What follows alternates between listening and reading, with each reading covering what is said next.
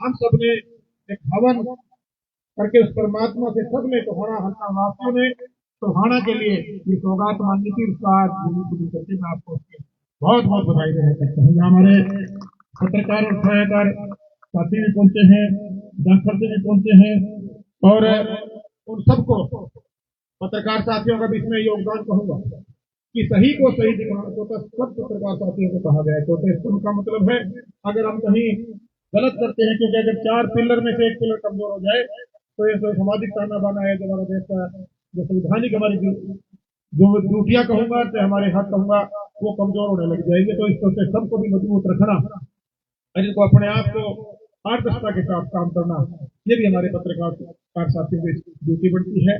और आज अगर टोहाना कहीं बढ़ रहा है तो उसमें पूरे टोहाना लगा की भावनाएं भी हैं, मेहनत भी है, उसी के साथ साथ हमारे पत्रकार साथियों का जिसमें सहयोग है। आप सबका बहुत बहुत आभार, धन्यवाद और आपको बधाई देना चाहता हूँ। साथियों, मेरे से पहले वक्ताओं ने बहुत विस्तार से टोहाना की डेवलपमेंट बताई। 72 में कभी इसका नींव पत्थर रखा गया था। मेरा खुद का 70 का जन्म है, तो जब मैं 2 साल का था तब ये सीधा टोहाना में आई थी। उसके बाद ये सौभाग्य कहूंगा कि एक धर्म नगरी टोहाना है, यहाँ में तो अनेक संस्थाएं हैं, दानवीर हैं, और उसके बाद नहरों की नगरी जो परमात्मा का एक बड़ा आशीर्वाद कह सकता हूँ मेरे क्षेत्र पर, भाखड़ा का सीधा पानी, भाखड़ा का हेड और 7 नदियां नहरों की नगरी के नाम से टोहाना जाना जाता है। उसके बावजूद यहाँ जो राजनीतिक व्यवस्थाएं रही, मैं उस बात कोई चर्चा नहीं करना चाहूंगा, मैं सिर्फ काम की चर्चा करना चाहूंगा। आप लोगों ने बड़े विश्वास के साथ जब हमने हमारी पारिवारिक परंपरा को बढ़ाने का एक कोशिश, छोटी सी कोशिश कहूंगा, उसको आपने एक बड़ा रूप देने का कार्य किया। देवेंद्र सिंह बबली अपने दादा साहब कैप्टन राव सिंह जी, मेरे पिताश्री गुरबाज सिंह के जो उनकी सोच थी, उनके संस्कार थे, उनकी जो शिक्षा दीक्षा हमें मिली थी कि सामाजिक कार्य के लिए पारिवारिक कार्य से भी ज्यादा आपकी इसमें भागीदारी होनी चाहिए। परिवार को पालने की ड्यूटी जिस परिवार में हम पैदा होते हैं हमारी सबकी बनती है, लेकिन इस भारत देश में हमें बहुत कुछ दिया है।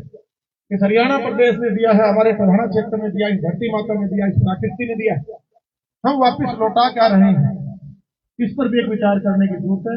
उसी सोच और उसी विचार और उसी शिक्षा से हम आगे बढ़े, पारिवारिक मजबूती के साथ साथ समाज के साथ जुड़े रहे, और एक सोशल वर्कर के रूप में कप्तान साहब के नाम से हमने एक टेस्ट बनाया, captain Rao Singh charitable trust, और एक स्लोगन दिया था, जागो दिशा सही सोच में। क्योंकि कहीं न कहीं जब मैं एक सोशल वर्कर के रूप में कार्य कर रहा था, आप लोगों की सेवा का सौभाग्य मुझे प्राप्त हो रहा था, लोगों के बीच में जाने का जब मुझे मौका मिला, तो मैंने महसूस किया कि कहीं न कहीं एक मानसिक गुलामी से पीड़ित है मेरा लोग, और मानसिकता की जो गुलामी है वो कभी आदमी को आगे नहीं बढ़ने देती। इस मानसिकता की गुलामी से, इस दबाव की, भय की, डर की, और जो एक लूट और झूठ की राजनीति थी, उसको से मुक्ति दिलाने का समय अब आ चुका है।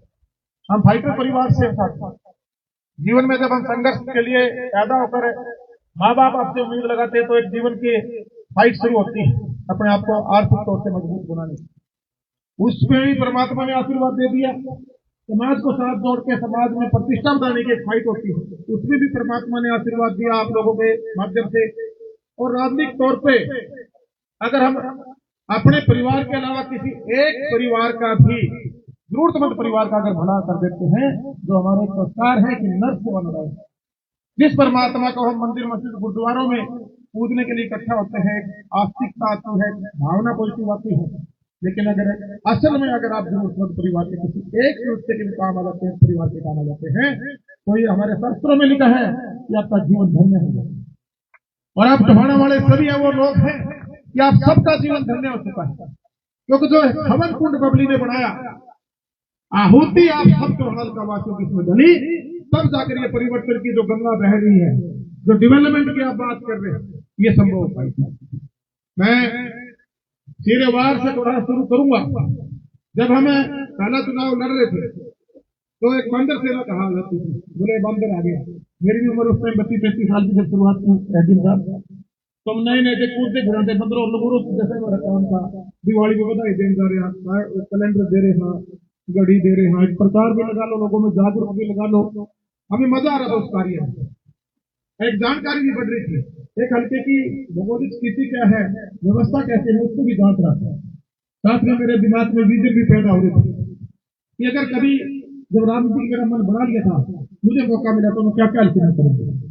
मेरा टोहाना मेरा मैनिफेस्टो हमने तैयार किया, उसमें सब लोगों के व्यू भी आए और उसी टाइम जो पाप की लंका कहूंगा, एक यहाँ पर अन्याय, दबाव, डर, गुंडागर्दी और लूट और झूठ की राजनीति जिसके खिलाफ विभिन्न विधायक के वास्ते जब पहला युद्ध हुआ, पहले तलवार, तोप और ताकत से लड़ा जाता था।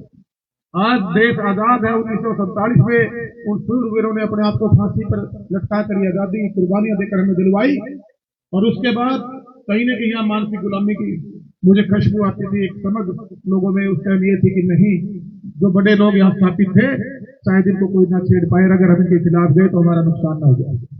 ऐसी भी भावना मैंने लोगों के दिल देखी, लेकिन बदलाव आया। पहले चुनाव लड़े, हम चुनाव नहीं जीत पाए और भाई समाज सेवी कहलवाना सबको अच्छा लगता है, लेकिन समाज सेवी होना उसके लिए बड़ी ताकत लगती है और वो काम आत्मा से करना पड़ता है। हम लगे रहे समाज सेवा में, इतिहास रच दिया टोहाना। किसी को नहीं पता था जिस टाइम मुझे वोट डाल रहा था कि बबली विधायक तो हम बनाएंगे, वोट से बनेगा। उस टाइम सत्ता में बबली कहां बैठेगा, जो परिस्थितियां अलग थी।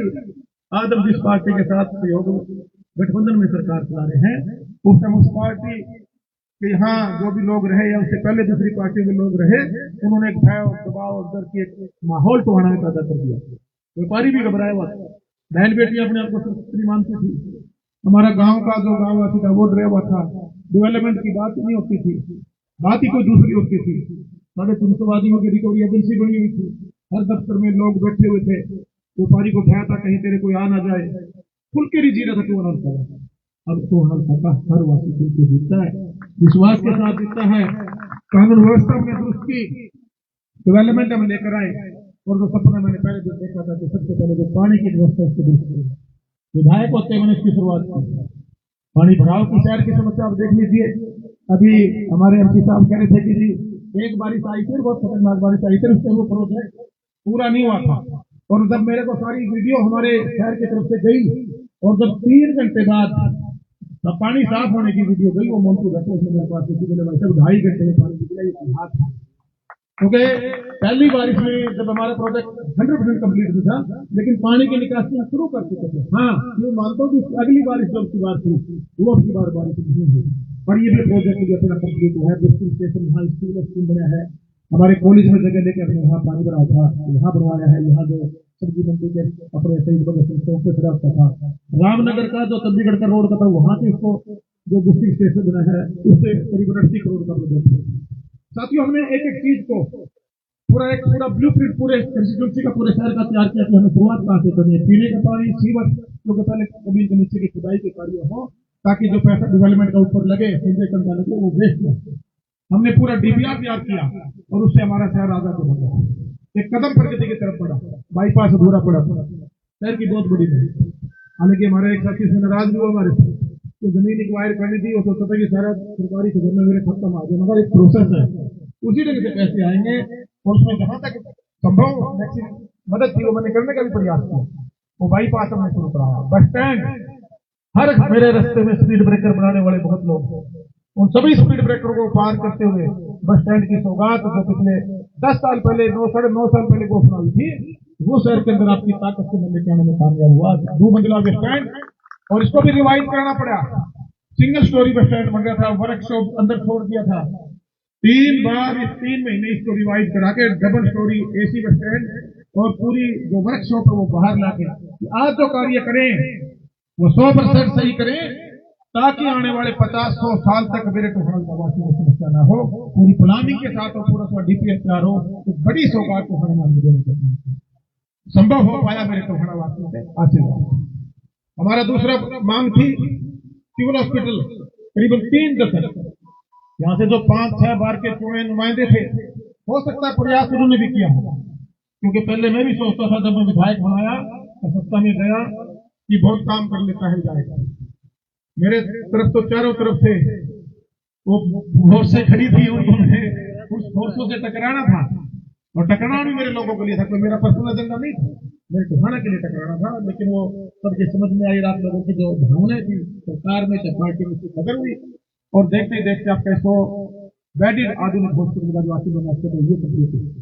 साथियों, जब पिछले 23 जनवरी को मुद्रण समारोह पूरा शहर मेरे को याद है, जब इस मेडिकल कॉलेज के लिए हमारे यहाँ से सारे साथी इकट्ठा होकर गए थे, जो माने लोग थे, एक डेलीगेशन कहूंगा मेरे को घूमने बहने भारत पे आया, फिर मुख्यमंत्री जी से मैंने साइन लिया, और फिर काफी लोगों में मैंने देखा कि डेवलपमेंट को लेकर बड़ी वो थी पॉजिटिविटी, और वहां पहुंचे मुख्यमंत्री से टाइम मिला, 3 दिन में टाइम मिल गया था मेरे से पहले हमारे साथी ने बताया। उसके बाद में लगातार मुख्यमंत्री जी को रिक्वेस्ट करता था, जबकि फतेहाबाद में एक जमीन लगभग फाइनल होती थी। मैंने सारा भौगोलिक समीकरण एक दिन बैठ के पूरा नक्शा में जिले का लेकर गया, मैंने समझाने का कार्य किया सरकार में, हमारी मुख्यमंत्री जी को मैंने कहा जी मैं यहाँ बनाओगे, वहाँ इधर कनेक्टिविटी की जरूरत है, इधर हॉस्पिटल है, हमारे टोहाना में अभी ऐसी कोई नहीं है, इधर जंग है, जोड़ना है, इसको पूरे जिले का एक सेंटर पॉइंट बनता है। हमें 3 गांव में जमीन दी थी, लेकिन वो पॉसिबिलिटी वही रसूलपुर में बनती थी, चंदर में भी हमारे पास जमीन थी, नरोदा में भी जमीन थी, 1-2 जगह और भी हमने कोशिश की, लेकिन जो पूरे जिले को लाभ मिले वो पॉइंट वहां बढ़ता था। इसलिए जिस दिन पिछले बार मुख्यमंत्री जी आए तो 23 तारीख को उसकी घोषणा कर गए। पहली रात भी मेरी रिक्वेस्ट, मैंने मुख्यमंत्री को 12 बजे मेरी बात करी, बुलाए अगली चिंता मत कर, कुछ ना कुछ अच्छा रहेगा तेरे लिए, ठीक से अच्छे काम करता है, पॉजिटिव है मुख्यमंत्री जी। लेकिन वो संभव बता आपको कैसे हुआ, जब आप लोग सारे के सारे जब यहाँ उस प्रोग्राम में सुबह 9 बजे जाकर वो संभव हुआ। मेडिकल कॉलेज कब आया, अकेले बदली होता, आगे परसों अभी बैठे होते, तो हो सकता है जो पॉलिटिकल लोग हैं, जो पॉलिटिकल पार्टियां हैं, तो इसके लिए कोई है तो है नहीं, पूरा बनाया फतेहाबाद में रखते, थोड़ा पॉलिटिकल बेनिफिट सोचने लग गया। आज ये जो टोहाना हल्का है, ये टोहाना हल्के तक सीमित नहीं है, ये टोहाना हल्का प्रदेश तक पहुंच चुका है, पूरे हरियाणा प्रदेश में पहुंच चुका है टोहाना हल्का। और ये टोहाना हल्का पूरे के 5 जिले में तो कब्जा कर चुका है। अपनी ताकत को पहचान लो। वोटें आपने मेरे से पहले भी नुमाइंदे बनाए हैं, पार्टियों वाइज भी दी होंगी। कांग्रेस सत्ता में रही तब भी यहाँ ताकत थी, भारतीय जनता पार्टी सत्ता में रही जब भी यहाँ बहुत ताकत थी, छोटी ताकत नहीं थी, उससे पहले ही नहीं रही तब भी ताकत थी। लेकिन नीयत क्या है, जिसको आपने वोट डाले उसकी नीयत का भी एग्जाम लेना शुरू करें। अगर मेरी नीयत साफ लग गए तो भाई साहब ने जो साहब ने जो बात कही है बड़ी मेरे समझ में आई। जो किराएदार है, वाकई में किराएदार हूँ, मेरा हाथ में भाई, मैं तो बस सोते बैठे बता रहा हूँ भाई, आज भाई साहब ने मुझे किराएदार बना दिया।